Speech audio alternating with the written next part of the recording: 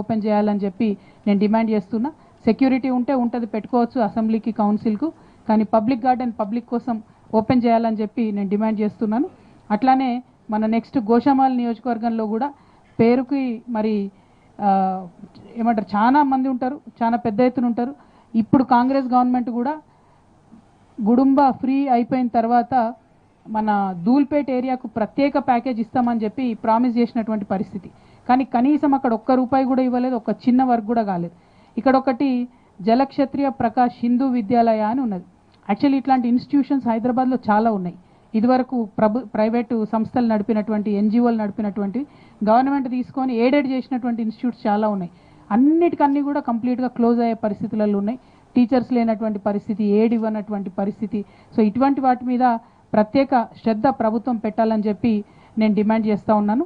మరి దీంతో పాటు హైదరాబాద్కి మంచినీళ్ళు తేవడానికి మల్లన్న సాగర్ నుంచి ప్రభుత్వం ఒక ప్రాజెక్ట్ టేకప్ చేస్తూ ఉంది. కానీ నియరెస్ట్ పాయింట్ కొండపోచమ్మ సాగర్. ఇప్పటికి మీరు కాంట్రాక్టర్ల కోసం పనిచేయకుండా ప్రజల కోసం పనిచేయాలనుకుంటే మాత్రం కొండపోచమ్మ సాగర్ నుంచి మార్చాలని డిమాండ్ చేస్తున్నా. ఇంకోటి సుంకేష్ల దగ్గర ఒక వాటర్ ప్రాజెక్ట్ కడతా ఉన్నాం మనం హైదరాబాద్ మంచినీటి కోసం. అది మొత్తం కూడా మీరు కట్టిన రీటైనింగ్ వాల్ మొన్న వానలకు కొట్టుకపోయింది. కొట్టుకపోతే కూడా అసెంబ్లీ ఉంటే కూడా ముఖ్యమంత్రి గారు అసెంబ్లీలో కూడా ఆ డీటెయిల్స్ కూడా ఇవ్వకుండా మరి ప్రజల్ని మభ్యపెట్టేటటువంటి ప్రయత్నం చేసిండ్రు. ఇప్పటికన్నా మరి ఇప్పుడు ఆల్రెడీ దానికి మళ్ళా 1450 కోట్లతో మొదలుపెట్టింది, 2250 కోట్లకు పెరిగిపోయింది.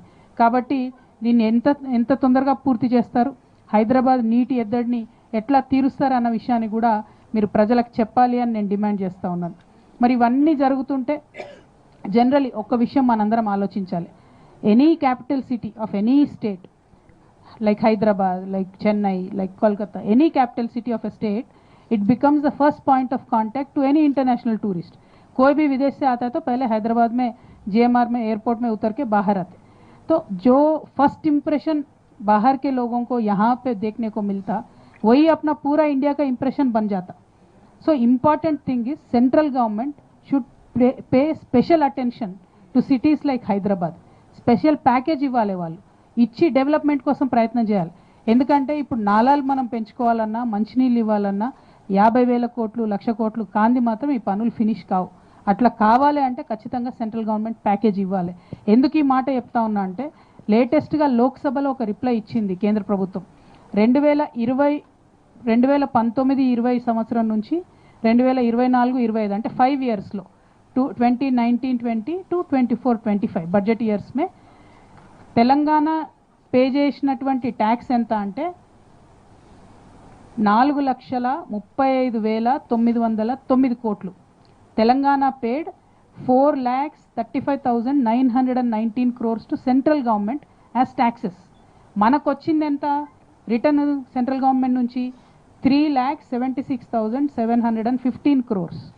ఏది ఏ कोई दान नहीं है, ये जो अपना हक से जो वापस आता सरकार से ట్యాక్స్ డెవల్యూషన్లు వచ్చేది స్పెషల్ కూర్చునేది అవును ఇచ్చింది. ఎంత ఇచ్చారు? 3,76,000.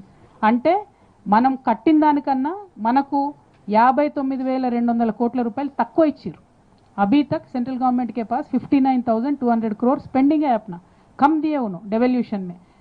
अगर स्पेशल पैकेज देके सिटीज़ को डेवलप करना छोड़ के जो दिए सो टैक्स में भी आप कटौती कर लिए, दिए से टैक्स भी वापस नहीं आ रहा. అంటే జనం ఇచ్చిన ట్యాక్స్ కూడా మీరు జనంకి ఇవ్వకుండా ఎట్లా మభ్య పెడతా ఉన్నారు? ఖచ్చితంగా సెంట్రల్ గవర్నమెంట్ ఇనిషియేటివ్ తీసుకోవాలి. మన హైదరాబాద్ లాంటి మహానగరాలకు మంచి సదుపాయాలు కల్పించడంలో బీజేపీ గవర్నమెంట్ ముందుకు రావాలనేటటువంటిది నేను కోరుతా ఉన్నా. ఇక చివరిగా ఒక మాట డెఫినెట్గా మనం అనుకోవాలి. హైదరాబాద్లో ఇవాళ మౌలిక వసతులు, విద్య అన్నీ ప్రైవేటే, ఫీజులు కట్టలేనటువంటి పరిస్థితి. వైద్యం చుట్టూ 4 హాస్పిటల్ కడతామన్నటువంటి ప్లాను ఇంకా కూడా నడుస్తూనే ఉంది. ఇంకా ఏవి కూడా ఓపెన్ అయితే లేనటువంటి పరిస్థితి. ఉన్న స్ట్రెయిన్ అంతా కూడా గాంధీ మీద పడుతుంది.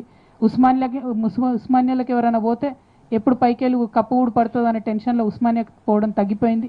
గాంధీ మీదనే మొత్తం ప్రెషర్ అయింది. వైద్యం, ఇక ఉపాధి, ఏవైతే జాబ్స్ చూడాలని అనుకుంటున్నారో ప్రతి ఒక్కరూ ఐటీ అని ఇంజనీరింగ్ అయిపోయిన వాళ్ళ మీద ఫోకస్ చేస్తే మిడ్ లెవెల్ ఎంప్లాయ్మెంట్ కానీ మిడ్ లెవెల్ ఆంటర్ప్రెనర్స్ కానీ జరిగిందేమీ లేదు, చేసిందేమీ లేదు. దానికోసం ప్రయత్నం చేయాలని నేను ప్రభుత్వాన్ని డిమాండ్ చేస్తూ ఉన్నా. ఇక చివరిగా ఒక ఇల్లు కావాలనేటటువంటి కళ ప్రతి ఒక్కరికి ఉంది. డబుల్ బెడ్రూమ్ ఇండ్లు 1,00,000 ఇండ్లు కడతామని మొదలుపెట్టిన బీఆర్ఎస్ ప్రభుత్వం 60,000 కట్టింది. కానీ ఆ 60,000లో ఇంకా ఖాళీగా ఇవ్వకుండా ఉన్నాయి, చాలా ఉన్నాయి. ఆ కట్టిన ప్రతి చోట ఇన్ఫ్రాస్ట్రక్చర్ ఇష్యూస్ ఉన్నాయి, ప్రాబ్లమ్స్ ఉన్నాయి. కాబట్టి ఇందిరమ్మ ఇండ్లు స్పెషల్గా హైదరాబాద్ కోసం అడిషనల్గా ఇవ్వాలి. హైదరాబాద్లో ఇన్ని సంవత్సరాల నుంచి ఉండి ఇల్లు లేనటువంటి వారికి ఇందిరమ్మ ఇల్లు స్పెషల్గా ఇవ్వాలి అర్బన్లో అనేటటువంటి डिमांड నేను చేస్తూ ఉన్నాను. మరి शहर हमारा 400 साल पुराना है, बहुत ही बढ़िया शहर है, पूरे दुनिया में हैदराबाद का नाम से पहचानते. अब आजकल तो Hyderabad biryani has become one of the best and most wanted and like dish across the world. ऐसे शहर में कितना लोगों को हेल्प मिल रहा, कितने लोगों को रोज़गारी के वास्ते सरकार से हेल्प मिल रहा और कितना बेसिक एम्यूनिटीज़ के वास्ते हेल्प मिल रहा, ये भी सोचने की बात है. जब इन सारे कोर इश्यूज़ पे हम गौर करेंगे तभी शहर हमारा अच्छा बन सकता. तो అల్టిమేట్గా జనం బాటలో అనేక విషయాలు తెలిసినాయి. ఈ విషయాలన్నిటి మీద మేము మళ్ళీ ఫాలో అప్ చేస్తాం, ఎక్కడికక్కడ వదిలిపెట్టాం. ఇవన్నీ వెంటబడి హైదరాబాద్ మొత్తంలో కూడా జాగృతి కమిటీస్ వేసుకుంటాం, పటిష్టం చేస్తాం. డివిజన్ లెవెల్, బూత్ లెవెల్ వరకు కూడా కమిటీస్ వేసి పటిష్టం చేసి ప్రజా సమస్యల మీద పోరాటం చేస్తాం.